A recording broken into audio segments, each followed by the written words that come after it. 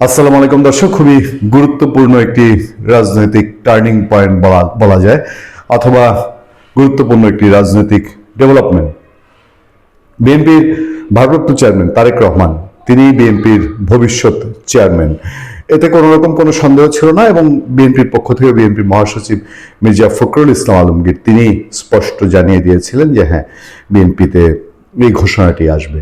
তবে আলোচনা চলছিল বিএনপি কি তার দলের ভেতরে গণতান্ত্রিক চর্চা শুরু করবে কিনা, কাউন্সিলের মাধ্যমে তারেক রহমান দলের কান্ডারি বা হাল ধরবেন কিনা, পুরোপুরি যেটা ভারমুক্ত হওয়া অথবা নিজের অবস্থান আরো দলে পাকাপোক্ত করা, সেটা কি কাউন্সিলের মাধ্যমে করবেন নাকি একটি ঘরোয়া মিটিং এর মধ্যে দিয়ে।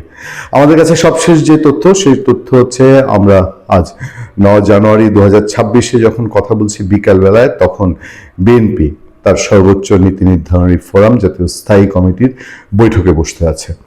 এবং এই বৈঠকের অন্যতম এজেন্ডা হচ্ছে তারেক রহমানকে ভারমুক্ত করা, তারেক রহমানকে বিএনপির ভারপ্রাপ্ত চেয়ারম্যান থেকে বিএনপির পূর্ণাঙ্গ চেয়ারম্যানে রূপান্তরিত করা। বিএনপির চেয়ারপারসন বেগম খালেদা জিয়ার মৃত্যুর মধ্যে দিয়ে বিএনপিতে এটি অনিবার্য হয়ে পড়েছিল যে পরবর্তী চেয়ারম্যান তারেক রহমান।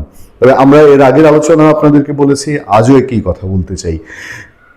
বিএনপি এবং আওয়ামী লীগ, এই দুই দলের অভ্যন্তরে গণতন্ত্রের চর্চা একেবারেই প্রশ্নবিদ্ধ, সাংঘাতিকভাবে প্রশ্নবিদ্ধ। এখানে দলীয় প্রধান যা বলেন সেইটাই সর্বোচ্চ, এবং দলীয় প্রধানের এই অ্যাটিটিউডের কারণেই সেই নেতাটি যখন দলীয় প্রধান থেকে কেউ যখন দেশের নির্বাচিত প্রধানমন্ত্রী হন, তখন আর তিনি দলের বাইরে উঠতে পারেন না। প্রধানমন্ত্রী যে দেশের প্রধানমন্ত্রী, রাষ্ট্রপতি যে দেশের রাষ্ট্রপতি, মন্ত্রী যে দেশের আপামর মানুষের, নির্বাচনের পর আর বিএনপি আওয়ামী লীগ সেই ভাগাভাগি থাকে না, সেটা হতে পারেন না। কারণ দলের ভেতরে তারা একচ্ছত্র ক্ষমতার অধিকারী, দলের ভেতরে তাদের কেউ সমালোচনা করেন না, তাদের কেউ নেগেটিভ তথ্য দেন না।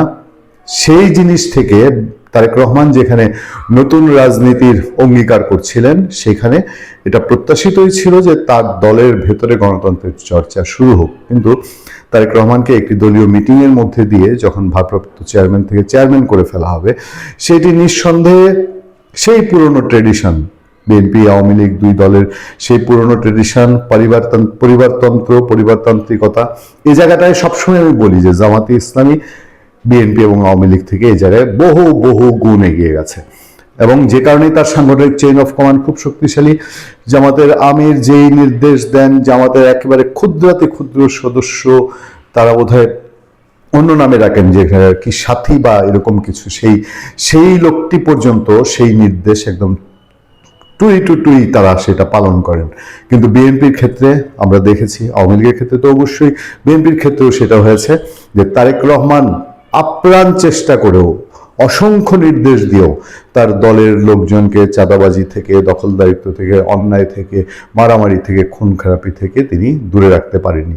তারপরও দেশের এই ক্রান্তিকালে যেহেতু তারেক রহমানের উপর অনেক অনেক অসীম দায়িত্ব এসে পড়েছে, ফলে সেই দায়িত্বের পর্যায় থেকে তারেক রহমান বিএনপির চেয়ারম্যান যদি হন, তাহলে সেটাকে আমরা নিশ্চয়ই সাধুবাদ জানাবো। ভালো থাকবেন, সুস্থ থাকবেন। আপনার সাথে আমি আতিক রহমান, পূর্ণিয়া।